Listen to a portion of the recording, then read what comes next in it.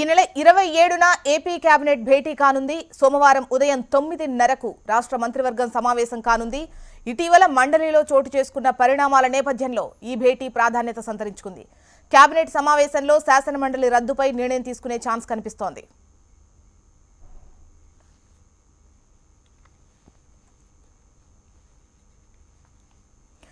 ఈ నెల 27న AP cabinet భేటీ కాబోతున్నట్టు తెలుస్తోంది. ఈ సోమవారం 9:30కు రాష్ట్ర మంత్రివర్గం సమావేశం అవుతుంది. అయితే ఇటీవల మండలిలో చోటు చేసుకున్నటువంటి పరిణామాల నేపథ్యంలో ఈ భేటీ ప్రాధాన్యత సంతరించుకుందని చెప్పొచ్చు. కేబినెట్ సమావేశంలో శాసనమండలి రద్దుపై నిర్ణయం తీసుకునేటువంటి ఛాన్స్ కనిపిస్తోంది. మరింత ఇన్ఫర్మేషన్ ఇచ్చేందుకు ఏపీ బ్యూరో చీఫ్ ఈశ్వర్ మనకు సిద్ధంగా ఉన్నారు. ఈశ్వర్, అధికార ప్రతిపక్ష పార్టీల మధ్య ఈ మండలికి సంబంధించిన వ్యూహ ప్రతివ్యూహాలు చాలా పెద్ద ఎత్తున కనిపిస్తున్నాయి. కొద్దిసేపటి క్రితమే మాజీ ముఖ్యమంత్రి తెలుగుదేశం పార్టీ అధినేత చంద్రబాబు నాయుడు మీడియా సమావేశాన్ని ఏర్పాటు చేసి మండలి రద్దు సాధారణమైన విషయం కాదు, రాష్ట్రం ఒప్పుకున్న కేంద్రం అంగీకరించాల్సి ఉంటుంది.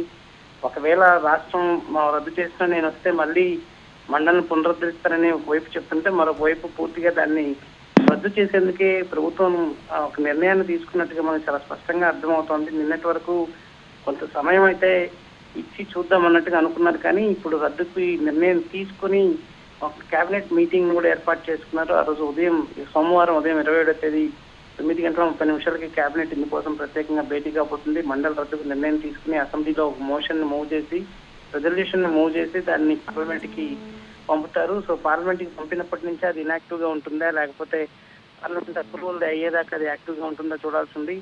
ఇప్పటి వరకు అయితే రేపు సోమవారం మండలిని సమావేశపరిచి ఆ మండలిలో ఒకవేళ ఈ నిర్ణయానికి వ్యతిరేకిస్తున్న ఎమ్మెల్సీలు ఎవరైనా ఉంటే వాళ్ళ ద్వారా చైర్మన్ ని దించేసి కొత్త చైర్మన్ ని ఎంపిక చేసి ఈ బిల్లుకి మద్దతు వచ్చే విధంగా చూడాలనుకున్నట్టుగా ఒక వ్యూహంలో ఒక భాగం కూడా ఉండింది. కానీ ఇక దాని గురించి ప్రభుత్వం చాలా సీరియస్ గా తీసుకున్నట్టు మనకు అర్థమవుతోంది. ఎట్టి పరిస్థితుల్లో మండలి వల్ల ఉపయోగం లేదు. ప్రభుత్వానికి ఏదైనా సలహాలు సూచనలు ఇవ్వాల్సింది పోయి ప్రభుత్వ వ్యవహారాలను అడ్డుకోవడానికి మండలి అవసరం లేదు. ప్రభుత్వ వ్యవహారాలని ప్రభుత్వ బిల్లుల్ని అడ్డుకోవడం అంటే అది అనాగరికం, దానికి చర్యలు తీసుకోవాల్సింది అన్న నిర్ణయానికి ముఖ్యమంత్రి వచ్చి కేబినెట్ భేటీని ఏర్పాటు చేసినట్టుగా మనకు స్పష్టంగా అర్థమవుతుంది. అండ్ ఈశ్వర్, ఇప్పుడు రద్దు నిర్ణయం కనుక సోమవారం జరిగేటువంటి భేటీలో రద్దు నిర్ణయం కనుక తీసుకున్నట్లయితే ప్రొసీజర్ ఏ విధంగా ఉంటుంది?